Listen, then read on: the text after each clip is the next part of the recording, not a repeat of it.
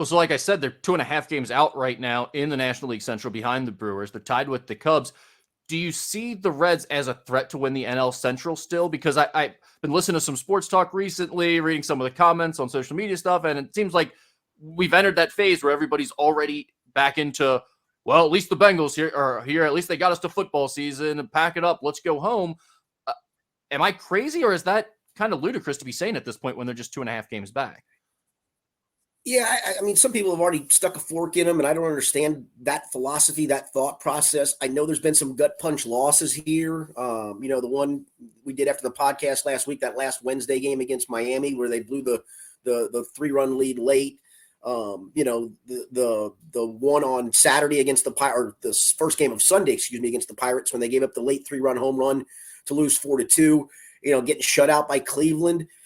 And listen, the schedule here the next week's going to get tough, obviously, with the Blue Jays and then the Dodgers. But I don't see it being over by any stretch of the imagination. I think it's a team that kind of regressed to the mean, and now when things have all settled, you're still very much in the race, getting arguably your best starting pitcher back, and potentially getting another key starting pitcher back by the end of the month, and then possibly getting Jake Fraley back here at some point to add to the lineup. So it's not like suddenly 5 starters have gone on the DL and you're like, well, now they're awful and they got to call up this guy and that guy. Listen, I don't need to see much more of Henry Ramos. And honestly, I've already made my case about Stuart Fairchild. God love him for hitting a home run in Wednesday night's game. But, overall, this team, it's a young group, but it's a good group. I mean, you're not asking them to go something silly here over the final 40 games. My question is, could you go 24-16, and is that enough? And I think they're capable of that, and I think it would be enough.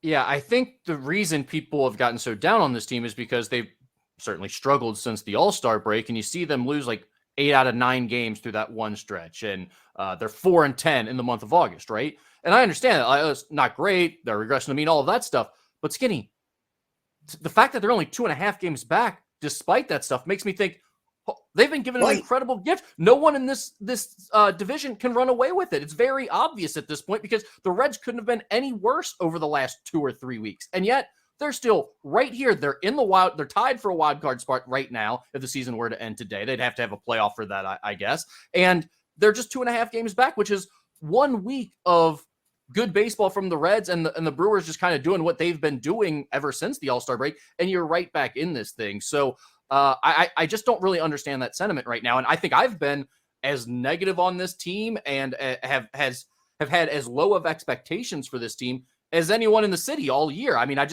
I realized that they are a young team, that they were probably going to hit some type of wall a little bit later in the season. And that has happened.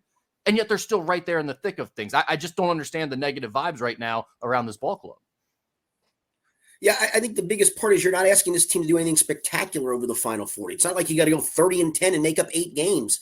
You're right. 2.5 games is maybe 2 series worth for both the Reds and the Brewers. It's you winning 2 series and the Brewers going 1-5.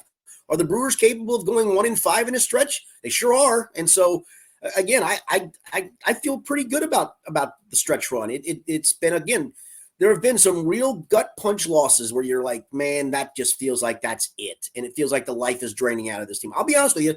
The shutout loss to the Guardians, it gave me a little vibe of, oh, man, maybe this is really slipping away. And then they come back and win the next night in pretty impressive fashion. You get the Hunter Green news, and you look up, as you mentioned, as we do this podcast, and you're tied in the wild card, and you're only 2.5 out in the Central. Things could be a whole lot worse if they were playing in a better division. Absolutely. Every time I get to one of those moments where it's like, oh, yeah, look, the Reds are kind of done. Look at this. Oh, they're going to be 3.5, 4.5, 5.5 games back after this one. And then the Brewers go out and they lose 7-1. It's like nobody in this division wants to win it. And the Reds, we've seen this already this year. Yes, they're struggling right now, but with these young guys, and hopefully with a couple of the pitchers back that they're getting in Green and Lodolo, they have the ability to go on those streaks where they do get hot, where they do pile up a bunch of runs in a few games back to back like that. And I don't think that's changing. I do think the young guys are maybe tiring out or maybe struggling a little bit more as there's more tape on them and scouting reports and things like that. But I do still think they're very talented, that they're going to be great players down the line for this team, and they're figuring it out as we go here in this rookie year. So I don't think they're like done and they're going to disappear the rest of the season. I think they're going to be up and down, and we've seen a lot of their down over the last few weeks. I think it's probably likely that there's a little upswing coming at some point over the next month.